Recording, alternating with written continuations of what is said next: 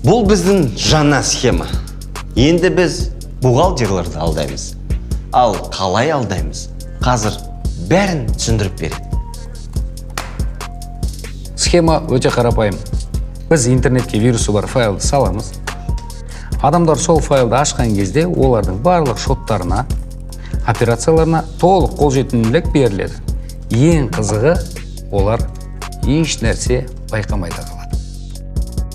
Бухгалтер төлем жасап, реквизиттерді енгізіп жатқанда, жүйе жанарып жатқандай, содан компьютер қатып қалғандай етіп көрсетеміз. Сол уақытта біз деректерді өзгертіп, өз шотымызды енгізіп үлгереміз. Бухгалтер бәрі дұрыс деп ойлап ақшаны жібереді. Бірақ ол қаражат бізге келіп түседі. Ал негізгі алатын адам сол күйі төлемді алмайды. Бұл менің ең сүйікті схемам. Себебін айтшы? Себебі бухгалтерлердің қателігі бірнеше күннен кейін ғана байқалады. Ал ол уақытқа дейін ақша бізде болады. Алданып қалмас үшін бағдарламалық қамтамасыз етуді орнатыңыздар. Қарапайым тілмен айтқанда антивирус. Және де күмәнді файлдарды жүктемеңіздер. Әйтпесе тағы да бізді байытасыздар. Түсінбедім, не отырыз?